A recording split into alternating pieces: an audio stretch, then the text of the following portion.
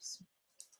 That's what happens when you take some time off. Hello, everyone. I am Julianne Meyer. You are watching Own Your Wellness, and I forgot to put myself on the screen. So sorry about that. But as I mentioned, I have been away. I have been in Florida speaking at an event and doing LA Leadership Week. So a lot of on-camera stuff. You'd think I'd have it down by now. But today is not about me. I am so excited because I have a really amazing guest today. His name is Jeff Pearson, and he is a friend of mine, somebody that I absolutely adore, him and his wife.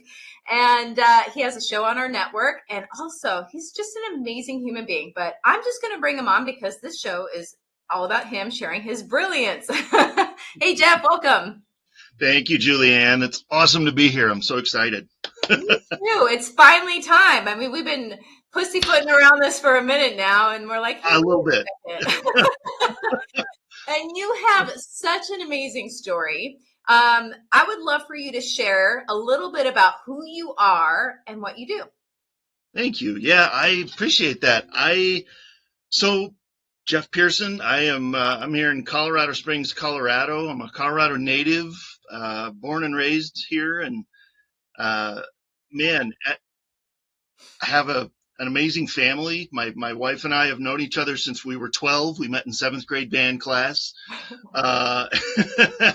And, we've been married. This June will be 25 years we've been married. We've got 3 amazing children, a 20-year-old daughter, Elizabeth, my son, Nick, who's 17, and Kasha, who's 15, my youngest daughter, and she just got her permit. 3 drivers in the house. So anyway, so that's us. That's our family. We live in Colorado. We're loving it. I had kind of a unique start to this world. We in 1977, when I was born, my parents took me to the 2-week checkup and said, "Hey, let's do it so we can go home and start our life together with our new little baby boy." And they said, "Whoa, hold the phone for a second. There's something wrong." And so we, at the 2-week checkup, they do a lot of follow up. At birth, they measure like how long, how much do they weigh, how big is the head, and that kind of. And then they do the same thing at 2 weeks to make sure they're tracking. And that head measurement was just a little too big, so they said, "Well, let's do a CAT scan. It's probably nothing. Don't worry, Mom. It's probably nothing. Let's just do it." Well, it was something. It turns out that I had a condition called hydrocephalus, which is a condition that is presented when the cerebral spinal fluid, which is a fluid that your brain produces all the time, 24/7, as long as you're alive, and that fluid just naturally drains down ventricles that are in your brain, and it goes down and everything's cool, and it's a continuous process. So that CAT scan revealed that one of those ventricles in my brain was blocked. And so they had to do a very common surgery that they do a lot, but it's a big deal. They did brain surgery at 2 weeks old. So that was kind of my start to the world. Was invasive brain surgery at 2 weeks old, where they drilled a hole in my skull, stuck a little catheter in there to drain the fluid, attached a pump called a shunt to it, and then attached a tube to that to drain it to reabsorb somewhere else, kind of like an artificial ventricle. So as you know, you would never look at me and say, "Oh yeah, I can tell you've had brain surgery." But it's there, and it was quite the start for my parents. And I kind of wish I was a fly on the wall in that room, just to see the response. I can't imagine with any of my kids hearing that. So, the fear. So that was our start. Yeah. Well, it's a lot of people watching are like, I've never heard of that. But there are quite a few famous people who have struggled with this as well. Can you name a couple? Famous people, man. There's only one that pops into my head off the top of my head. You know what? Sally Struthers, I think, who just passed away. Mm-hmm. That's right. I was trying to remember. Yeah, Sally Struthers had it. You didn't really hear about it, though, and you never really, the reason you don't hear about it is because it's something you can't see. It's like you don't just look at somebody and go, hydrocephalus, obviously. And Danny Bonaducci is the other one. Yeah. If anybody remembers Danny from the Partridge Family, the little redhead kid from Partridge Family, he was just recently diagnosed in his 60s. So that gives me the question. First of all, Can people reach out to you through this website? Oh yeah, yeah. So if In anybody fact, here knows Danny Bonaducci, let's let Jeff know because we've been trying to get him on his show. So boop, boop, boop. yeah. Good In shout fact, out Jeff, there. Jeff at Hydro with Hope. Jeff at Hydro with Hope would be a perfect email to reach out to me. So yeah, but that website is there's a place to contact me on there too. So yeah, let's. Perfect. It's been a few months. He had surgery about he had his first brain surgery to address hydrocephalus about 6 months ago. So I've been in the hunt since, to help him out. Yeah, my question then is you were born with it, but it's something you can develop? You can acquire it anytime, man. It's crazy. Oh, It's wow. it well, first of all, they're the born with it thing. There are over it's like one out of every 800 babies born in the US every year is born with it. So that's like 430,000 some babies born with it every single year. So every 15 minutes somebody's having brain surgery to address hydrocephalus. It's very common. Wow. It's crazy common, but it's just it's not well. In fact, it's just as common as Down syndrome. Everybody's heard of Down syndrome, and it's Mhm. more common than spina bifida. A lot of people have heard of that, but uh, unlike Down syndrome, it's invisible, so you can't. So that's kind of why it gets I don't know overlooked or it's like it's not that big a deal, you know. I think with The, media in particular, it's like you can't see it. There's no drama, so it's not going to sell, so it's not going to be popular. right? I Yeah, I hate to exactly. If it doesn't sell, right? If it's not a good candidate for a good fundraiser, right? You're not gonna it's kind totally. of, I yeah. don't get it either. But and there is there are lots of organizations out there. I mean, the National Hydrocephalus Association is out there raising millions a year for research and all kinds of stuff. They're great. They're fantastic, but they're so small. It's such a small organization, and there's just not that much out there. It's just not that well known. So that's what we're trying to help. We're trying to fix that. I love that. I love that you are using, and I hate to use the word pain, but I guess brain surgery is painful, but using your pain for purpose. Now, if somebody were to have this, what can Yeah, they expect? I know that everybody's experience is going to be different, but sure. are there signs that you can look for? Is there, because this is something that you can develop, then if you're not born with it, how would people know? Yeah, exactly. It's the common symptoms. I mean, if you went on like WebMD and said, you know, what are signs of hydrocephalus? By the way, don't ever do that. Anytime you go on WebMD, you're going to be dying in an hour. So don't do that. But common signs are, headaches, of course. Headaches are a big deal. Sometimes dizziness and nausea and throwing up and all kinds of things like that. But I haven't had all those symptoms necessarily for me, but that is supposedly like,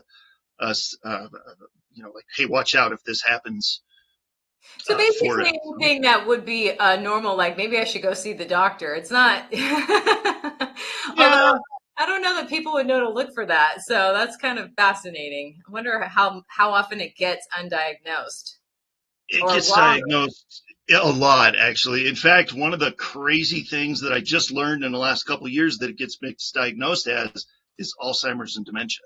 So Oh, Alzheimer's, yeah, it's crazy because really all hydrocephalus is an accumulation of fluid that won't drain. If mhm. there's fluid that's hanging out up there, I mean, there's only so much room, you know, and Yeah. so especially with an adult skull that is formed, and so it's got to go somewhere. And so if the fluid is collecting and not going anywhere, it can compress the brain, cause enormous, incredibly painful headaches, and eventually brain damage. And if you don't catch it in time, it can kill you. But so what is Alzheimer's and dementia, right? It's brain related, So I've heard of a couple people that I know, friend of a friend kind of thing, that was misdiagnosed, and then they drained off the fluid. They said, "Wait a second, there was one good doctor that was like, wait a minute, let's check this out." and drained off that fluid and put a shunt in there, and it was like they didn't have Alzheimer's anymore. It was like they were back to normal. So crazy stuff. You never know. No, you never do. And you've created somewhat of a community for people such as yourself, have you not? I have, yeah. Hydro with Hope is a website that we created. It's an organization. It's a nonprofit actually that we created back in April of 2022. That is designed for exactly for that purpose, is to help. There are so many other great organizations out there that I don't want to dismiss, but they do a lot of fundraising for research or developing better shunt devices, for surgery or all that kind of stuff. That's not me. I'm not that guy. I'm the hands-on, boots on the ground, give the family a hug that's dealing with this kind of thing. And so the main resource we created was a journal that's actually behind me here. But we created a journal. It's about 150 pages. It walks you through that whole. It's a fill in the blank journal. It walks you through that whole process of, holy smokes, my kid's going to have what kind of surgery now? And through that whole process of surgery and hospital stays and medical record keeping and what do you do afterwards and who can you talk to and all that kind of stuff. So the people that are watching are probably going, well, you had brain surgery at 2 weeks old and then you're fine. Like for the most part, I'd love for you to share a little bit more about, because when we come back from commercial in a little while, we're going to talk about the family aspect, but, I don't want it to, it's something you have to be on top of, correct? Correct. 100%. Yeah. 2 weeks old was not the end. It was the beginning. So, yeah, I've actually had 7 total so far. I've had about 15 surgeries overall some of them are related, some of them weren't, but 7 brain surgeries is what I'm at now. And 4 of those brain surgeries have been since March of 2014. So they've been kind of stacking up in the last 10 years or so for some reason. But, yeah, just the main reason you'd have to have surgery is, number one, the diagnosis, to figure out how do you fix it initially, how do you relieve that pressure initially. Mm-hmm. And then, but the problem is these shunts, even though they've been being used for 50, 60 years, still have the highest failure rate of any medical device in history. And so average lifespan of these things is like 2 to 3 years. So I made it out really, really, really well. I should have had twice as many surgeries by the averages. But everybody's different, right? So, had one at 2 weeks old, had one about 6 months old, had one at 18, and then I had a nice long break for about 18 years. And then I had 2 back to back in 2014 within 24 hours of each other, had one in 18 and had one in 21. So you just never know. You don't know. It could be any time. Yeah. Crazy. That's got to be scary. I don't know. I mean, not that you were really aware at 2 weeks old, but I can't even imagine this tiny little noggin. Right? I know. I didn't even get it in there. I know. It's crazy. Itty bitty. Well, and what trips me out is it's got to access the fluid somehow. So there's literally you drilling a hole in a little baby's skull. I mean, it's crazy. I don't know. It's a crazy process, but it's what's been effective. So, there is another procedure that I was never a candidate for that doesn't require that kind of invasive surgery called an ETV, but I was never a candidate for it. Some people do have success with it. It's where they just they just kind of create a hole back here at the brainstem to drain the fluid instead of going in through the skull. But I was never really a candidate for it for some reason. I don't know. So, that's fascinating. And I would assume too that, you mentioned Alzheimer's and dementia. Wouldn't that cause also things like epilepsy? Just other things that deal with the brain, like just secondary issues? It could, yeah. Epilepsy, seizures is a really, really common side effect. And so, yeah, that's a lot of people. In fact, I have a friend that my wife used to work with, and her husband had two shunts, one on each side, and so apparently the trauma to the brain was such that he did have daily seizures. He was on seizure medications, and and all kinds of stuff. You just, yeah, when you go poking around in the brain, man, it can it can cause some things. You know, it doesn't like to be messed with. It likes to just be left alone, and Well, so something that people yeah, also probably don't realize is that once you have a seizure, you're more likely to have another. So whether or not it's epilepsy, you are more likely, because side note about me, I was in an apartment in Italy that had a gas leak. So I almost died from carbon monoxide poisoning. And it was causing seizures. And I could not figure out for the life of me what was wrong. And they couldn't, like, I had an appointment to go see a neurologist. And yeah, they're like, well, we can't really tell you anything unless the seizure's happening. I was just like, yeah. Well, let me mark my calendar for the next time I know what's going to happen then, Doc. Sure. Yeah. Like, thanks for nothing, dude. Plus, I'm in a foreign country and Italian's not my first language. So, it was a little scary, but yeah, a little bit. But there are things that you can do too that I would assume that even with, your condition, that diet and exercise and those types of things are important to help keep you healthy. For sure. Yeah.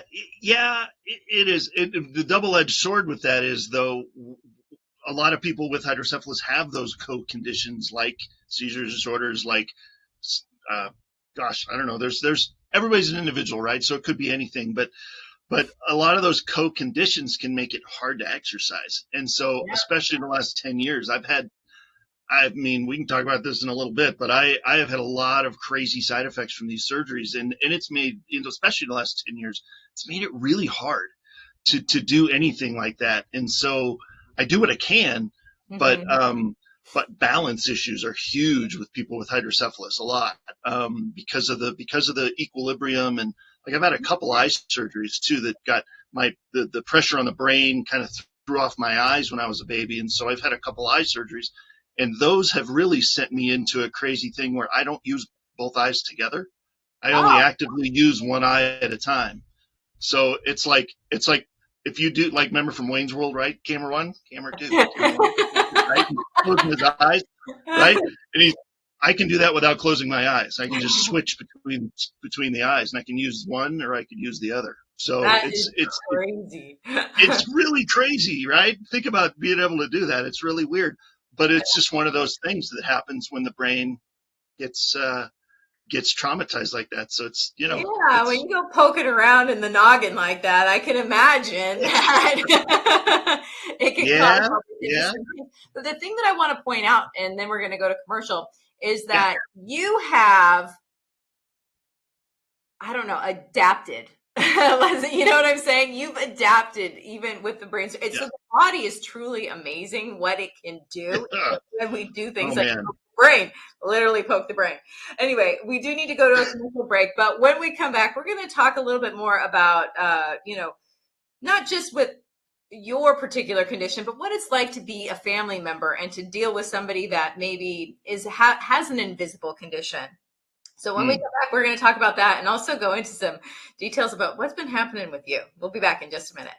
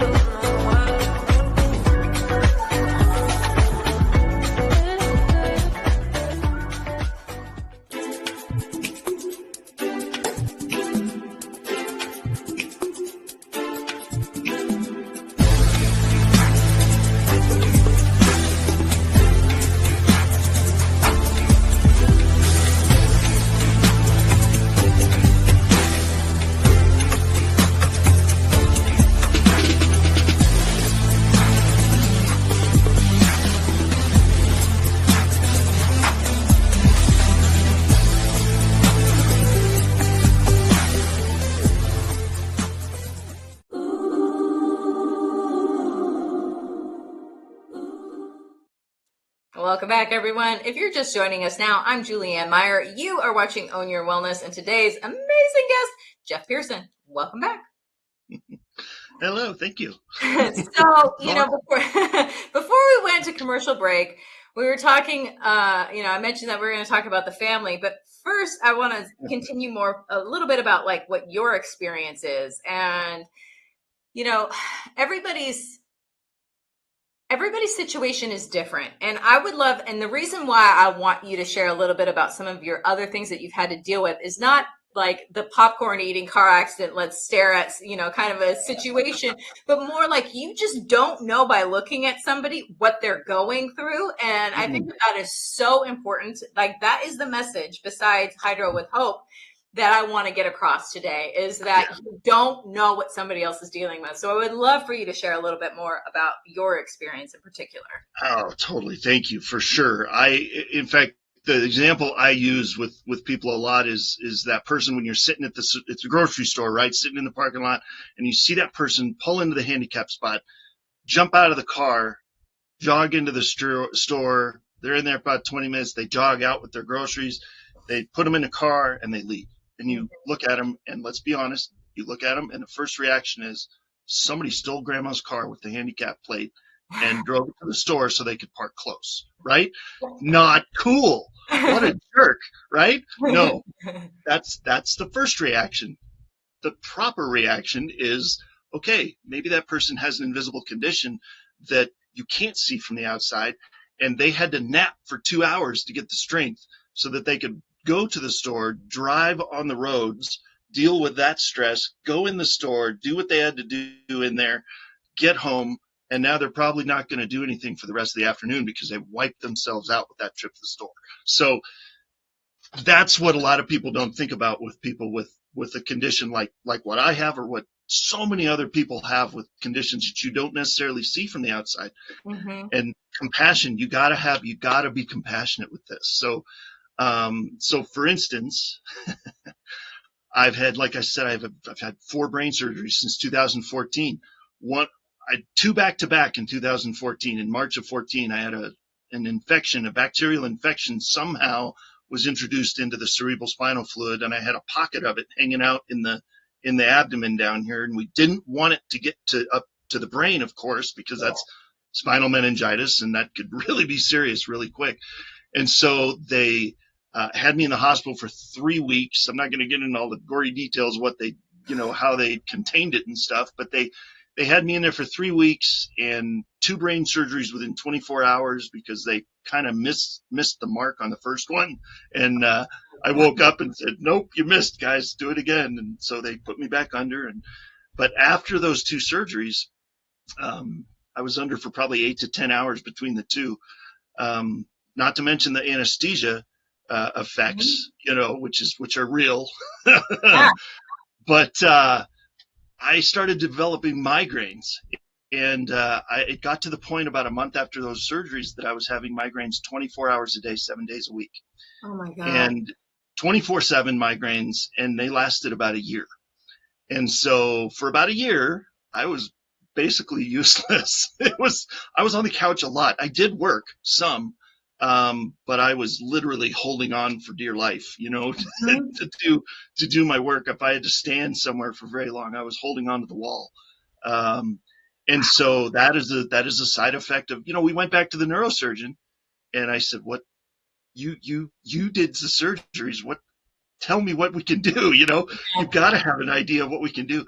And he said, well, I guess you're just going to have to live with headaches. I'm sorry. That was it. That was his response. And so, which I don't begrudge him. I would not, neurosurgeons have a very narrow scope of practice. I know people are going to hear that and go, I agree with you. What a jerk. But their scope of practice is you have something in your head that's not working properly and it's going to kill you. I'm going to replace it with one that works properly so you stay alive. Right? Very good point. I was alive. He kept me alive. Mm-hmm. During that year, after about a year of that crazy migraines, we did find a couple things that got rid of them, natural, non-medical things that actually got rid of those. In fact, one of the treatments got rid of them in a month. and it was Wow. awesome. And so what I usually like to tell people is traditional Western medicine kept me alive. Alternative medicine gave me my life back. So it's a Ooh. blend. It's a blend, and there should be a blend of traditional and natural stuff. And that's kind of part of my wife's mission is she's really passionate about that. And so we kind of look at that as something we talk about a lot too. So Yeah, something that you said that I want to point out is, it is considered alternative, but it's been around way longer than Western medicine. And that's the thing that no, we as Americans are not marketed that because there's not as much money in that. exactly, But exactly, I love your point. Like the surgeon was really good at what he did, and that was what he knew, and that was it. You don't yes, go to the tire shop to buy bread. You just don't. right, that's right, Like you got to ask the right questions to the right people. And if you're not getting it, and this is where Own Your Wellness comes in, where, you have to be your own advocate. If like yes, that answer doesn't work for you, you can find something that does. I mean, we've already yeah, talked about how amazing our bodies are and how much they, can heal on their own and things like that. So why not introduce something a little more natural to help it along the way? right. And same thing with the surgery I had in 2021. One of the, like I said, poking around in the brain, you never know what you're going to get. In 2014, it was nonstop migraines for a year.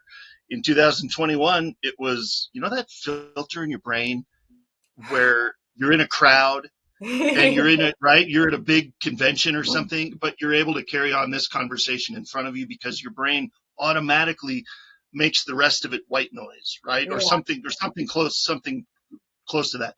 So that filter was completely blown to bits in that surgery in 2021. Oh, So wow. I had no filter.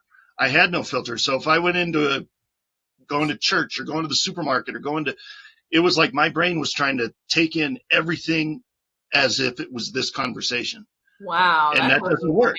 You can't do that. Not to mention, large motor tics was another side effect from that last one. I mean, my whole right side of my body was just, I mean, it was, you wouldn't, it was tiring. It was very tiring. But Yeah. the doctor, again, I don't know what to do with that. I've never seen that before. I have nothing in my prescription pad that can help you with that. Exactly. Right. And so Let me give you a pill. yeah, exactly. Here you go. So we went the natural route again because it worked before. We said, well, of course we're going to look there. And yeah, we found some stuff that worked there. And I mean, I'm not, ticks are not a thing right now. And my filter is mostly back, Oh, thank goodness. It's crazy, but to your point, you have to be willing to say, no, doctor, by the way, they're working for you. Don't let them get that confused. Okay. Every other industry on earth, people are like, you go to get your car fixed, you go to buy a toaster, or whatever. You compare prices, you compare quality, you compare convenience, you compare all these things. Mm-hmm. When you go to the doctor, you just you just flush it all down the toilet and say, well, the doctor said. Exactly. Well, he's working for you. You may not be paying him with your checkbook or your credit card, but he is working for you. So if you don't like what he says, go ask another one and get to the bottom of it. It's your responsibility. It's your health. It's your life. To be an advocate for yourself. So, and something that I want to say too, it's like you know you better than anybody else, better than the doctor, because you live in there. Your soul lives in the meat suit. So you know you better than anybody. Like you saying to the doctor, you missed, with that first surgery. A lot of people might not have said anything. yeah. I mean, they can't tell. I knew it. Yeah, I knew it. It was very obvious. I woke up with the same headaches I had when I went under. So I was like, nope, something's wrong. Yeah. So yeah, you just gotta know what it. I mean, to be fair, people with hydrocephalus and other conditions that have something to do with the brain, I think we become kind of headache connoisseurs. So we, you know, so it's a, it's not a great thing, but it is a useful thing. Yeah, So, well, I mean, I would hope to be able to tell what's going on at some point versus having to run to a doctor who's going to make their best guess. right. I wrote in a book one time, I was talking about not being your diagnosis. And, no matter what, doctors, it's always a guess. It's always a guess. And most of the time, like, I think it was scary. I can't remember what the numbers are, but like 50 to 70% of the time, the diagnosis is wrong. So, Yeah. I mean, when it comes to neurosurgeons, right? Like a GP, a general physician will go to school, they'll go to med school, they'll go to whatever, do all the things, and they're in school for like 15 years, right? Mhm. Well, a neurosurgeon is in there for probably 25 before they, between their regular education and their specialized and their whatever and all the things, and then they finally hit the floor in the hospital and they've got their white coat and they're ready to practice and they're ready to practice on their own, right? They've got their own thing.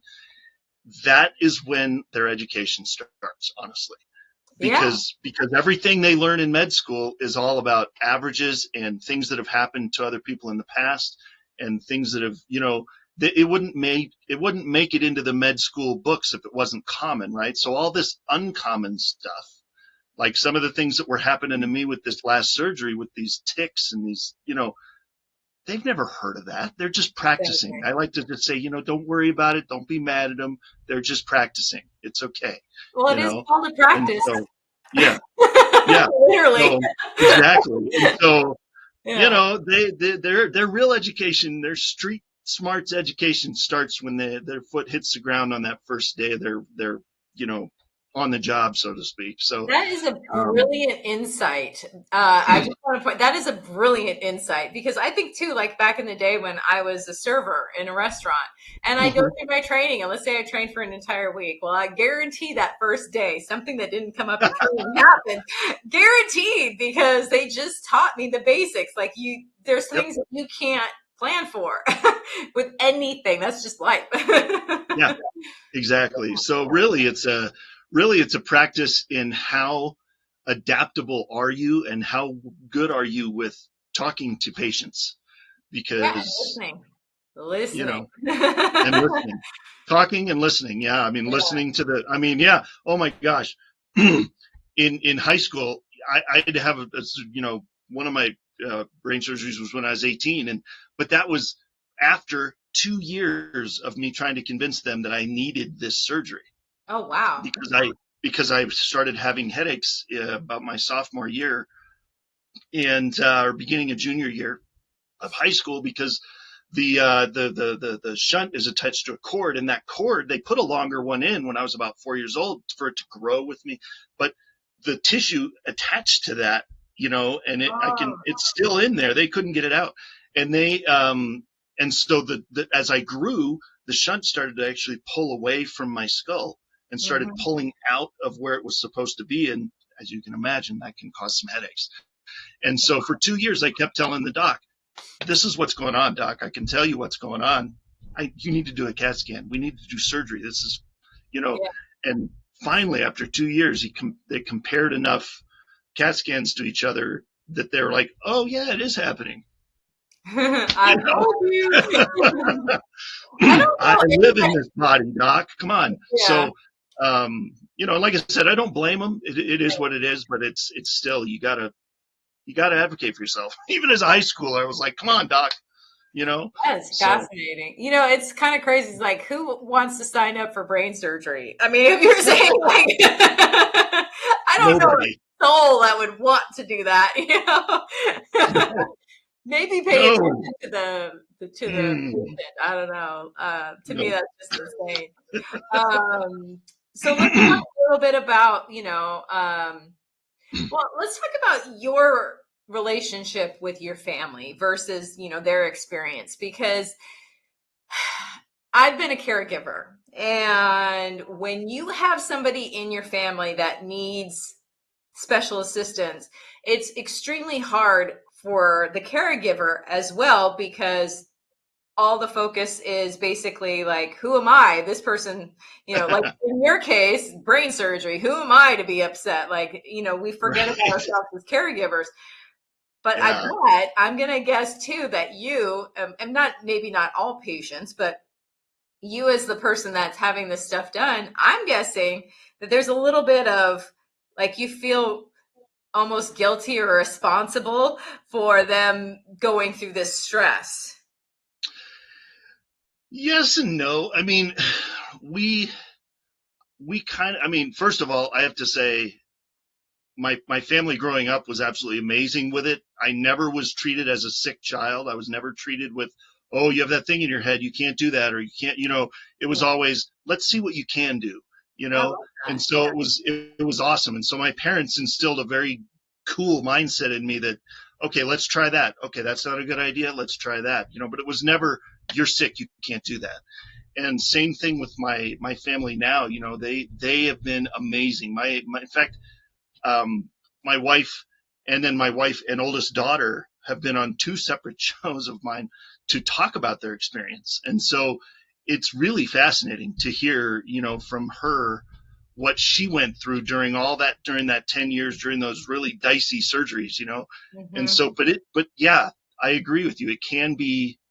You can kind of feel some guilt as the patient going, I can't believe I'm sorry you have to devote Yeah. all this time and energy and emotion to me, but my family has been absolutely amazing. In fact, while in the throes of some of the really hard days in the last few years, my youngest has been I mean, all of them have been incredible, but one of the experiences that sticks in my mind is, there's been times where I've ended up on the floor, and the headaches and the dizziness, and it's, it's too much. And I'm on the kitchen floor, I'm making dinner, and then all of a sudden, boom, and my youngest she's like, hey dad, how's it going? You doing okay? Do you want a pillow? And she'll just bring a pillow, and I'm laying at in front of the stove on the kitchen floor with a pillow until my brain is, ready to let me get up again, and people are just milling around like nothing's happening, and it's like so it's kind of a cool thing because it's like they know that I'll be all right. So they kind of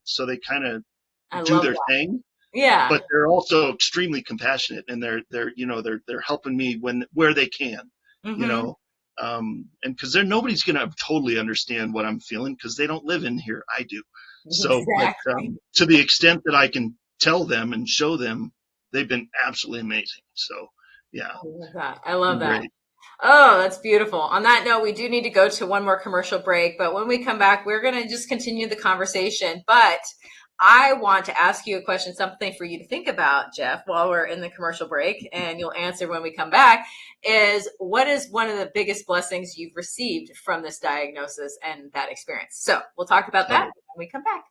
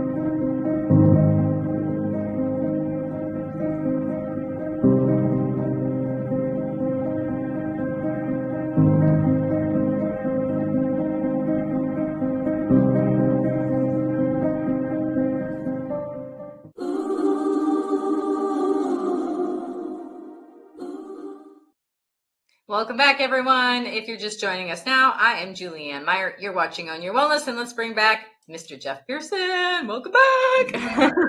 We changed camera angles. Woo! But fine. Right.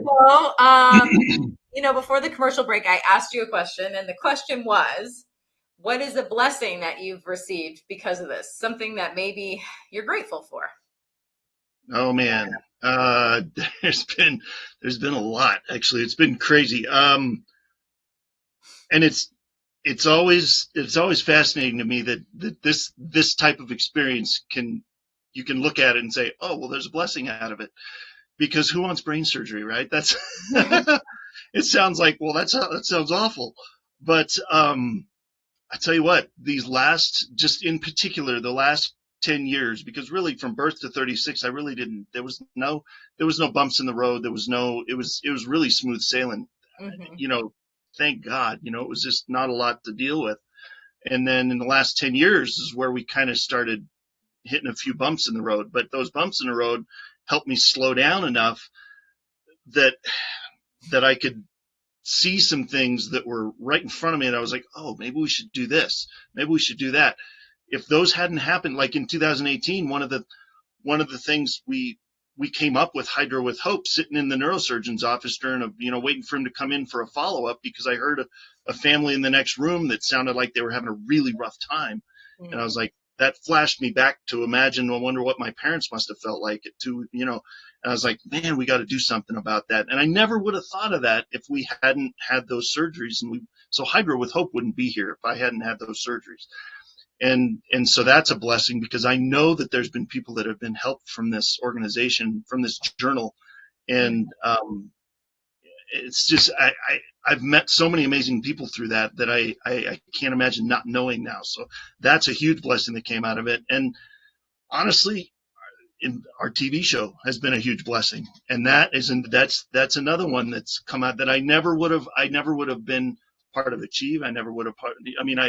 There's a lot of things that you look back and go, oh, that all lined up just perfect to lead us here. And so, it's crazy. You never see it at the time, but looking back, yeah. Yeah, you can always connect the dots backwards.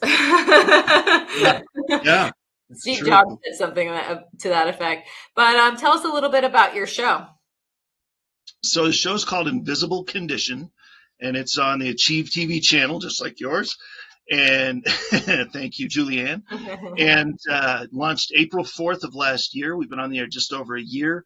And we have guests come on and talk about their experience living and yet thriving despite being, living with a condition that you can't see from the outside, whether that's hydrocephalus or fibromyalgia or schizophrenia or PTSD or what, the list goes on. Yeah, they're everywhere, right? And for whatever reason, there's people from all walks of life that are living with this kind of stuff. So honestly, it's been, and then of course organizations that are helping that population. We've had some incredible organizations from around the world on the show that have been really, really cool.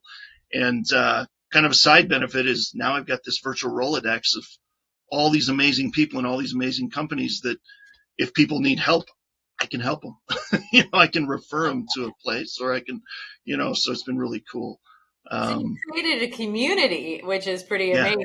It's really cool to see how that worked. Like you said, you don't see it until you look back and go, wow, look what happened there, Yeah. So yeah. It's interesting. I was speaking with somebody yesterday, and I'm not going to I don't want to give any details away about who it was because it's not my story to tell, but this person was wrongfully imprisoned for a crime they didn't commit. And they were in maximum security prison for 6 months before they got exonerated. And that person was like, obviously it took a while to get over that. I mean, hello. And I'm sure that they're still dealing with the aftermath of that situation.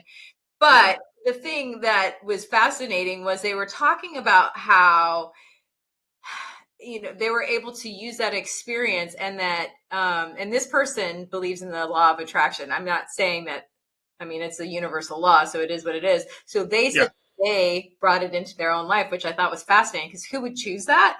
But they were saying there's something about that experience I needed to become the next version of myself. So I did call it in, even though I didn't want it. Yeah. And I was like, that's Yeah. taking ownership. Wow. Yeah. It's Wow. true. But if So he hadn't gone through that experience, he wouldn't be where he is today. Yeah, it's exactly, rough, but yeah, exactly, exactly. for And, you know, sure. I've had my own experiences too, where like I never would have asked for my mom to pass away when I was 14. However, Right. I wouldn't be who I am had that not happened. So I'm okay Exactly. with it. Exactly. So, yeah, I would have chosen Exactly. differently, but I didn't get the opportunity to. So, but anyway, Yeah. enough about that. You know, we've been talking a little bit about throughout the show about Hydro with Hope, but we haven't really talked about what that is. And you mentioned before that you have a workbook, but I'd like to really touch on that again because people who either are experiencing this or have a family member, I want them to have a resource. Thank you. Yeah. So Hydra with Hope, if you go to hydrowithhope.com, you'll see a few things. And one of them is our book, of course, our journal that's available, which it's something, there's something powerful about having something physical that you can carry with you into a doctor's office. That's why we didn't make it an app first, because this will never crash. You write it down, you take it with you, and there's something powerful about having that. It's like a confidence thing. You know, you've got this. You go in, you answer questions, you know what you're talking about. But also, we're working on having kind of a membership community within Hydro with Hope as well, to be able to give people even more of a deeper dive into like me being able to, you know, have personal time with them and have a couple calls, you know, like Zoom calls throughout the month that, you know, people can Mhm. come on and say, this is what we're going through. What do you suggest? Can you help us? Is there resources you could think of, or anything like that? I love talking to people about their experience and helping them realize that life is not over just because you have to have brain surgery. And I love speaking. I've got a couple great speaking gigs coming up this year, to talk about this stuff and to talk about just that, you know, what I've learned from my 7 brain surgeries, right? Like what can you learn from something like that? And so it's just been really cool. And those two work together so well. The nonprofit and the TV show just seem to be just together so well. So it's just really cool. Synergy. I love that. I love that so much. And I'm personally analog. I still write notes, even though I Yep, just prefer it. And also, it works better for your brain. So there's that it added does bonus as well. And like you for said, you're sure. literally holding on to something physical when you go into the doctor. To me, that is powerful. It's almost like a shield. Like, okay, not that you need protection from your doctor, but you know, you do need to feel confident in what you're saying Yeah. because there's still that idea. We are taught at a very young age to trust people outside of ourselves first, especially doctors. The person in the white coat is the one that you trust and their opinion matters more than our own, et cetera, et cetera. But if you've Yeah. got it's easier to stand firm in your power when you have it, like literally right there. Take a look. Yes. 100%. I love Yeah, that. for sure. And you'll learn stuff filling this out. You will learn things about your experience in the hospital as you put pen to paper. Things come to your mind as you're writing, as you're physically writing, different than if you're typing it into an app. So the brain is wired differently when you're writing things than when you're typing things. It So is. it's really cool. Filling out my own journal has been fascinating. Stuff that's come out, you know. So yeah, it's been I love crazy. that. You know, we've talked about your show. When can people watch it? When is it? When do episodes drop? So episodes drop every Tuesday and every Friday at 10 a.m. Mountain Time. So that is, yeah, twice a week, 10 a.m. Mountain Time, every Tuesday, Friday. and they're obviously on demand Yep. on Achieve TV. So I love On that. demand, all the way back to, you can watch all the episodes going all the way back to that first one on April 4th of last year that I still watch and chuckle and go, oh, wow. Isn't it So fun though to see how much you've grown? it's awesome. And it's, speaking of family, you were talking about asking me a question about family.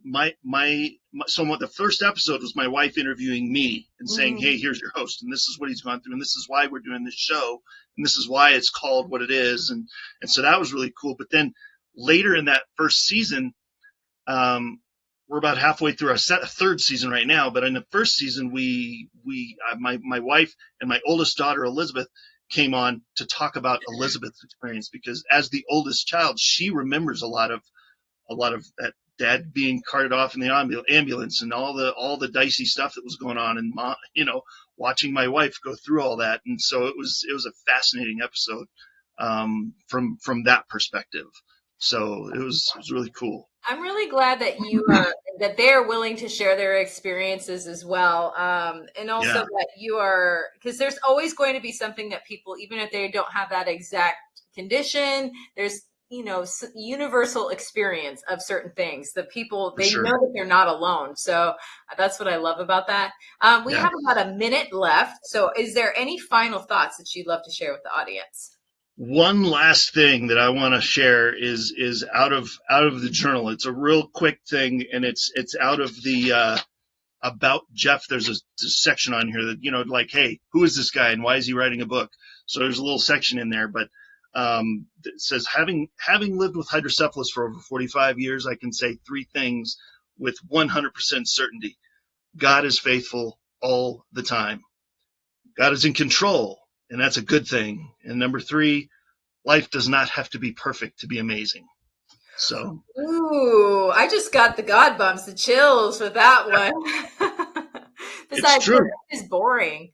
If you've ever had perfect, I don't know about you, but when my life there's like nothing, I start creating things like challenges for myself. It's fascinating how that works. But Right? in my life, Because you oh, think that because everything outside of you is saying, well, God forbid you go on and take social media at face value.